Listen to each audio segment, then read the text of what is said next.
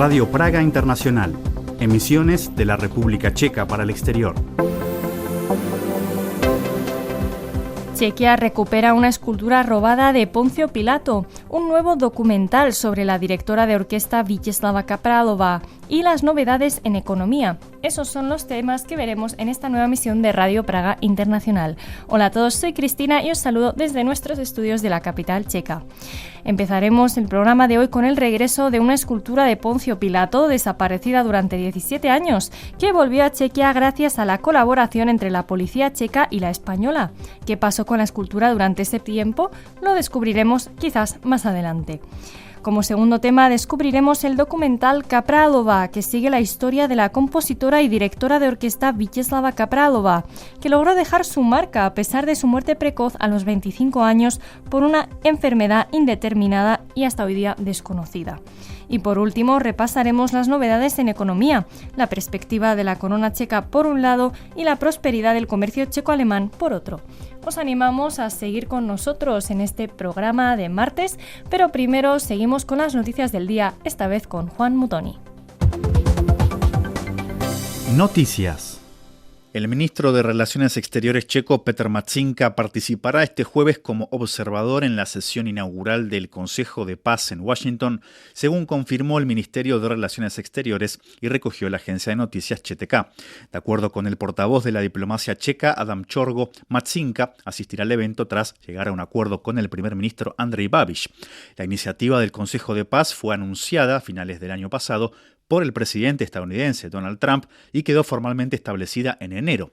Aunque la República Checa ha recibido una invitación para integrarse al organismo, Babiš señaló que Praga no está considerando actualmente su adhesión. La policía checa intervino este martes por la mañana en 3 edificios de la Facultad de Ciencias Sociales de la Universidad Carolina, en Praga, luego de recibir un aviso sobre una posible amenaza dirigida a la facultad. Se trataba de una advertencia de riesgo para la seguridad del campus que motivó el despliegue policial y el envío de mensajes SMS a los estudiantes para mantenerlos informados. Según las autoridades, se adoptaron medidas inmediatas para proteger a todas las personas presentes, según informó Seznam Zprávy. Una persona fue detenida en relación con la amenaza, aunque no se encontraba dentro de los edificios de la facultad durante el operativo. La portavoz de la institución confirmó que la intervención se llevó a cabo en los recintos de Jinonice, la calle Opletalova y Holar, y duró entre 5 y 15 minutos. La policía aseguró que no existe peligro para los estudiantes ni el personal y por el momento no se han relevado más detalles sobre la naturaleza exacta de la amenaza. Las intensas nevadas han dificultado el tráfico en toda Chequia, aunque la situación más grave se ha dado en la autopista D1 a su paso por la región de Vysočina, reporta la agencia de noticias CZK. Durante la noche y la madrugada de este martes, la vía quedó completamente bloqueada en ambos sentidos entre los kilómetros 88 y 115 debido a varios accidentes y camiones que quedaron atravesados en la calzada. La policía instó a los conductores a no incorporarse a la D1 cerca de Humpolec y Jihlava y recomendó posponer los viajes si fuera posible. Aunque tras el amanecer el tráfico comenzó a restablecerse lentamente, la circulación sigue siendo complicada. En algunas zonas cayeron más de 10 centímetros de nieve durante la noche y los equipos de mantenimiento registraron alrededor de 200 intervenciones, según informaron las autoridades. Decenas de personas se reunieron este lunes en la plaza Náměstí Borise Němcova en Praga para rendir homenaje al opositor ruso Alexei Navalny, fallecido hace 2 años. Los asistentes colocaron flores y velas junto a su retrato y exhibieron banderas simbólicas de la oposición rusa. El acto fue organizado por la iniciativa Rusos en Chequia por la Democracia. Navalny fue considerado el crítico más destacado del presidente ruso Vladimir Putin y se convirtió en una de las principales figuras de la oposición gracias a sus investigaciones sobre la corrupción en las élites rusas. Durante años se enfrentó varios procesos judiciales que él calificaba de motivados políticamente. En 2020, el opositor fue envenenado con un agente nervioso y trasladado a Alemania para recibir tratamiento. Tras regresar a Rusia en 2021, fue detenido de inmediato y pasó los últimos años de su vida en prisión. Murió repentinamente en una colonia penal de Siberia a los 47 años.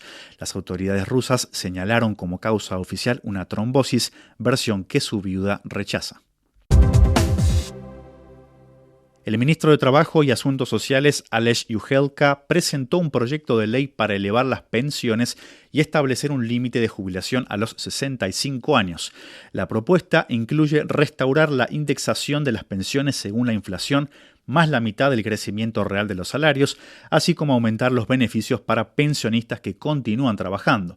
Según estimaciones del Ministerio, las modificaciones podrían costar hasta 5,04 mil millones de euros anuales a largo plazo. Y para este miércoles se esperan cielos cubiertos a nublados con claros hacia la tarde y la noche en Moravia y Silesia. En varias regiones se registrarán nevadas ocasionales o chubascos de nieve más frecuentes en las zonas montañosas. En Bohemia, por debajo de los 400 metros, las precipitaciones podrían ser mixtas o en forma de lluvia. Las temperaturas máximas oscilarán entre 0 y 5 grados, mientras que en zonas de montaña a 1000 metros de altitud, la temperatura rondará los -2 grados. Y estas han sido las noticias del día en Radio Praga Internacional. Después de 17 años de haber estado desaparecida y gracias a una colaboración entre las policías de España y Chequia, regresó al país una estatua barroca de Poncio Pilato, que había sido robada en el pueblo de Římov, al sur de Bohemia. Más con Ivana Bonderkova. Decenas de estatuas y otros objetos históricos fueron robados de las iglesias y monasterios checos en los años 90. Algunas de esas obras nunca volvieron a su lugar original, pero otras sí pudieron recuperarse. Tal es el caso, por ejemplo, de la estatua barroca de madera de Poncio Pilato, que en 2009 fue robada de la capilla en la 15ª estación del Vía Crucis junto al pueblo de Římov, como recordó a la radio checa Jakub Václav Centner, sacerdote católico de esa aldea al sur de Bohemia.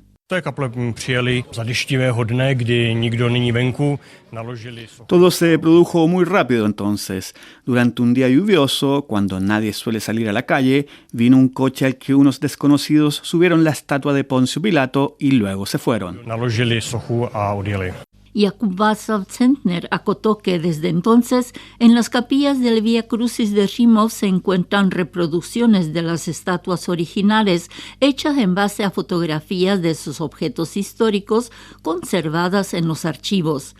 La estatua original de Poncio Pilato fue descubierta el año pasado por la policía española y, después de ser devuelta a Chequia, se encuentra ahora en manos de restauradores, para luego volver a ubicarse en el Museo de la Peregrinación de Římov, situado junto a la iglesia local.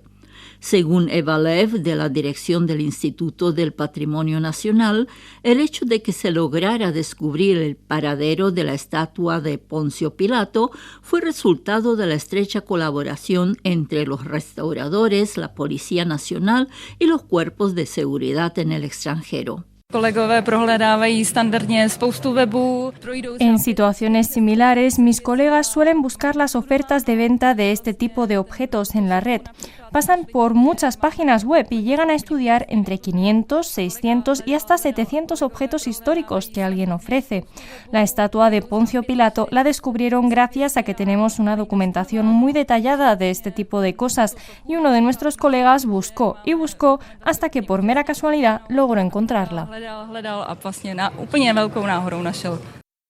Según aclaró Jan Menger de la presidencia de la policía checa, el original de la estatua barroca de madera de Poncio Pilato pasó por varias colecciones privadas en Italia y España, entre otros sitios. La policía de la República Checa contactó a la policía española, que logró detectar el lugar donde se encontraba la estatua robada. La devolución a Chequia de ese objeto histórico requirió solo un par de meses. Todo fue muy rápido. De acuerdo con Jiří Vácha, administrador de las colecciones artísticas bajo patrocinio del Obispado de České Budějovice, la estatua de Poncio Pilato se encuentra en relativamente buen estado. A její transport byl taky udělaný velice šetrně. Hubo mucho cuidado tanto en el traslado de la estatua de madera como en su posterior conservación, porque el objetivo era venderla a buen precio. Los restauradores indicaron que las policromías originales se han mantenido muy bien y los lugares en los que sobresalía la madera original fueron restaurados con bastante cuidado, aunque se ve que no fue hecho por profesionales. Pero aún así, el estado de la escultura es relativamente bueno y se trata de una excepción, porque en la mayoría de los casos las estatuas suelen ser ubicadas en espacios inadecuados y por lo tanto se deterioran. Durante los años 90 desaparecieron de las capillas de Řimov en total 19 estatuas antiguas. Hasta el momento se logró descubrir el paradero de 7 de ellas, como es el caso, por ejemplo, de la escultura del apóstol San Bartolomé, que fue detectada y rescatada por la policía checa hace 2 años en Bohemia del Este. Un documental titulado Kapralova, estrenado recientemente en cines checos, intenta arrojar algo de luz en el misterio que es Vítězslava Kapralova, la precoz y genial compositora y directora oriunda de Brno, que murió a los 25 años en 1940 de una enfermedad indeterminada que pudo ser fiebre tifoidea. Los detalles con Gonzalo Núñez.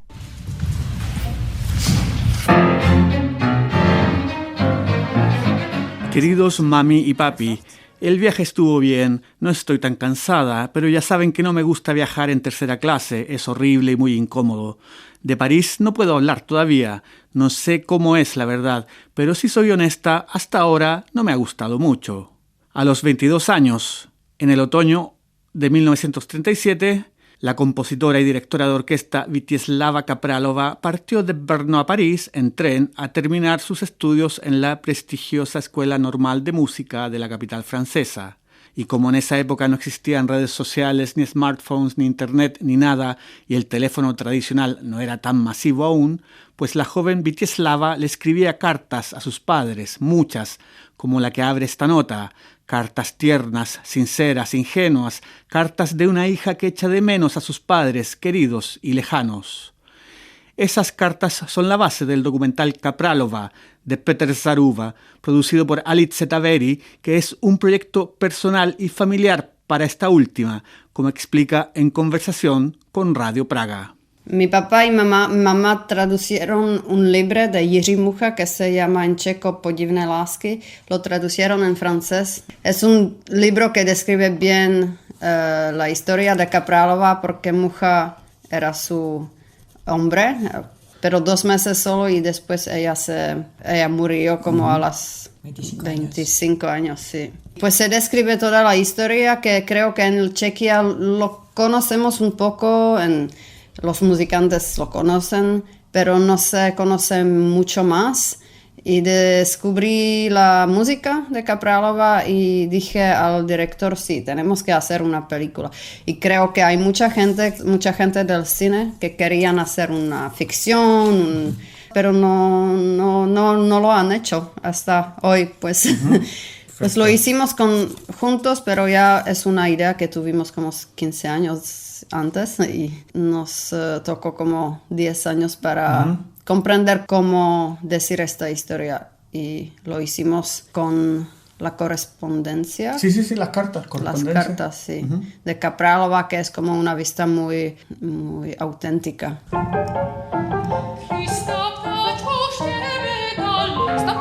Tak, a teďka uvolněte terty.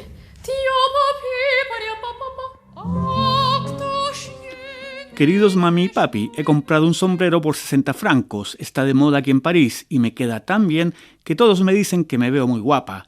Mami, reserva para mí unas 100 coronas extra, por favor, que con la compra de este sombrero ya me he pasado de mi presupuesto. Esa es otra de las cartas que sirven como contrapunto y diálogo con el pasado. Cabe añadir que la voz en off que se escucha a lo largo de todo el documental, la persona que lee las cartas de Kapralova a sus padres, es Antonia Formanova, la nieta del gran Miloš Forman. Y están también los paralelos entre la historia personal de Kapralova y la historia europea, que se encamina a pasos agigantados hacia la debacle total, añade Alice Taveri. ¿Y qué tal ha sido la reacción del público hasta el momento?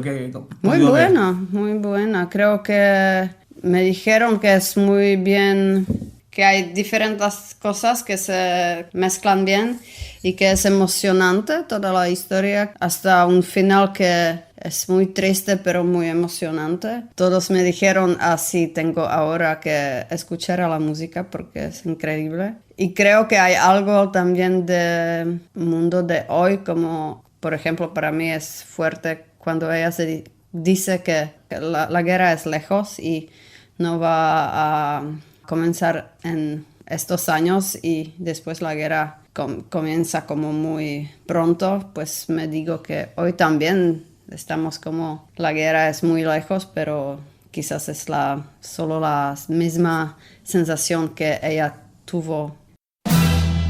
Moje vojenská symfonieta bude zahajovat Mezinárodní festival soudobé hudby v Londýně. El documental es un diálogo entre el pasado y el presente. El pasado representado por las cartas e imágenes de archivo, el presente en músicos connotados y estudiantes de música que se maravillan descubriendo el legado musical de esta artista tan precoz como genial.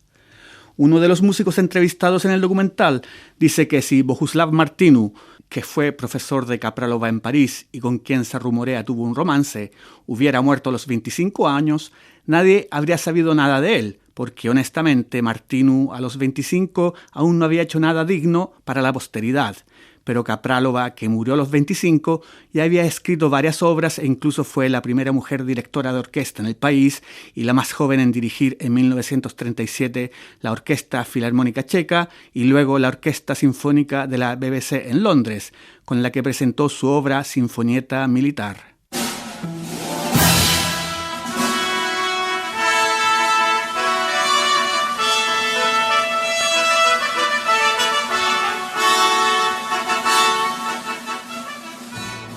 La directora de orquesta brasileña Bianca Maretti, que aparece en el documental, no conocía a Kapralova antes de participar en este proyecto y ahora es una seguidora declarada. Pero yo no tenía una relación personal con Kapralova. Eso que es interesante, lo decía ayer en mi discurso, es que yo estudié en la misma escuela que ella, l'École Normale de Musique de Paris, y yo soy también directora. Y en paralelo escribo una tesis sobre directoras de orquesta, aunque mujeres. Y cuando empezaron a conversar con Julien, mi profesor de dirección en la Escuela de Música de París, él nos puso en contacto y me escribieron un primer mensaje hablando de la peli y todo. Y yo dije, pero yo soy brasileña, yo no conozco Kapralova, no sé cómo podré ayudar. Y lo que era interesante es que me decían que el proyecto intenta mostrar la música de Kapralova hoy y cómo vive hoy. Entonces, para mí era una suerte de participar de eso y así empecé a pesquisar, a conocer su música, a escuchar.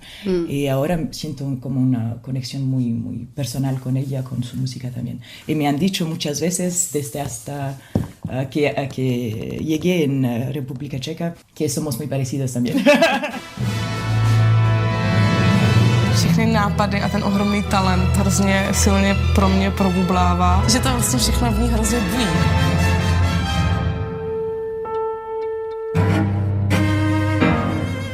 Mám ale takový nejistý pocit, že v nejbližší době se něco na nás chystá. En el documental, Bianca Maretti describe a Kapralova como una artista irrepetible, con una personalidad muy marcada. Dirigí dos obras, una con una orquesta amadora, es su primer obra para orquesta, su suite en miniature, muy interesante, muy bonita, con muchas sutilezas. Después, en la segunda parte de la peli, dirijo una orquesta que es una orquesta profesional y con estudiantes de la Escuela de Música de París. Es la partita para piano y orquesta. Una música que es un poco más madura, muy diferente, con mucha personalidad, con mucha fuerza. Y creo que muestra también esta evolución de la personalidad de Kapralova, esta evolución de la música de Kapralova. Y para mí también era interesante de hacer dos piezas diferentes en dos contextos diferentes, con músicos diferentes. Y demostrar también que podemos hacer esta música con la gente que no tiene también tanta experiencia ha sido muy, muy bonito como proceso. Y agrega Bianca Maretti que ninguno de los jóvenes músicos que participaron de este proyecto conocía la obra de Kapralova antes. Nadie conocía a Kapralova y era interesante de participar de esta peli porque así ya tenía la oportunidad de explicar su música y explicar su historia en cuanto preparábamos. ¿Y qué reacción tuvieron ellos ante la música de Kapralova? Le gustaron mucho. Creo que es una música que puede ser un poco a veces difícil porque tiene como sonoridades fuertes, armonías un poco diferentes, pero es donde vemos esta fuerza y esta personalidad, y creo que después de trabajar las partes técnicas que son un poco difíciles, la gente le escucha mucho. El final se deja caer abrupto como una lápida y mucha información no entrega el documental sobre la misteriosa enfermedad que aqueja al artista, que durante mucho tiempo se pensó fue tuberculosis, pero ahora se dice que pudo ser fiebre tifoidea. La salud de Kapralova va empeorando, los médicos no saben cómo ayudarla, ella va languideciendo, se va apagando como una metáfora lacerante de la situación europea a las puertas de la Segunda Guerra Mundial, hasta que al final se apaga totalmente el 16 de junio de 1940. A los pocos días de su muerte, el 22 de junio, el mariscal Philippe Pétain anuncia la capitulación de Francia ante la Alemania nazi, como si Kapralova lo hubiese intuido y hubiese preferido no estar aquí para presenciarlo.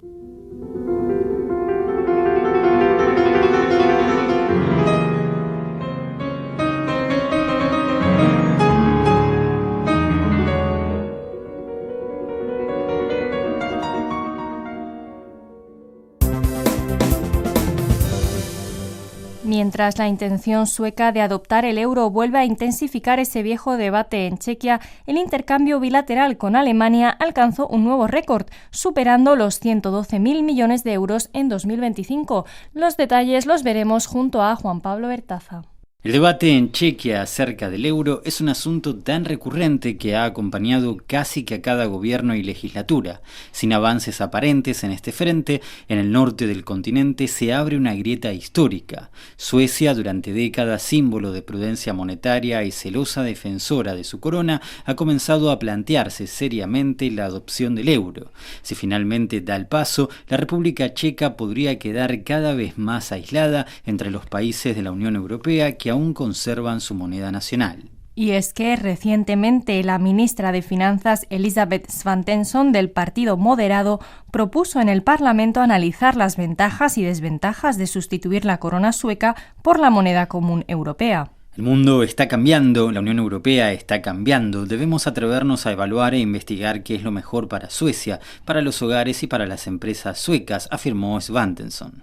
No se trata aún de una decisión formal, pero sí de un cambio significativo en la mayor economía nórdica, que podría tener una fuerte influencia en países como Chequia. Con todo, el principal escollo para dar ese paso sigue siendo en Suecia la opinión pública, ya que si bien el rechazo al euro ha disminuido progresivamente, la mayoría aún no apoya la adhesión y solo alrededor de un tercio se muestra claramente favorable a la misma. En Chequia las sensaciones y datos son bien similares. Un estudio de hace exactamente un año concluía que alrededor del 72% de los checos se opone a abandonar la corona, frente a un 23% que apoya la entrada en la eurozona. Posteriormente, otra encuesta preelectoral de la agencia Median señaló que el rechazo al euro resulta especialmente contundente entre los votantes de los partidos que sostienen al nuevo ejecutivo.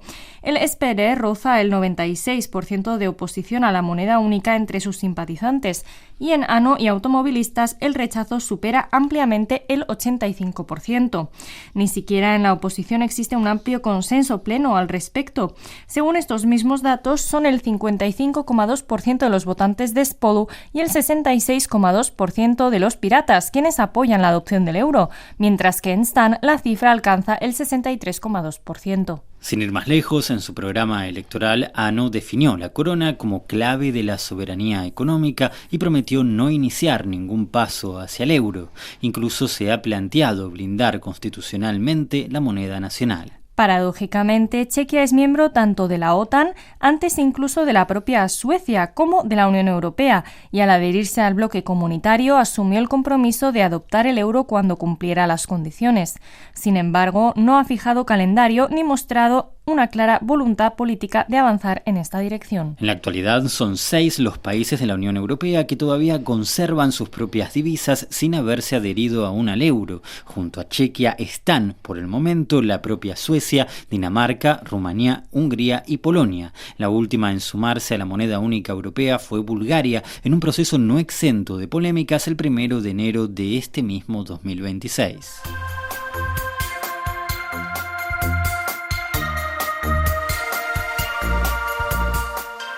Además de tratarse de dos territorios vecinos y con gran sinergia histórica, la cooperación económica entre la República Checa y Alemania se ha consolidado en las últimas décadas como un pilar clave para ambos países. Alemania se mantiene como el socio comercial más importante de la República Checa, mientras que las empresas checas aprovechan su cercanía geográfica y su integración industrial para fortalecer su presencia en el mercado europeo. Así, el comercio bilateral entre ambos países alcanzó un récord histórico el año pasado, superando los 112.000 millones de euros, según datos de la Oficina Federal de Estadística alemana. Las exportaciones nacionales hacia el país bávaro superaron las importaciones. Las empresas checas exportaron bienes a Alemania por un valor aproximado de 60.000 millones de euros, lo que supone un incremento interanual cercano al 6%.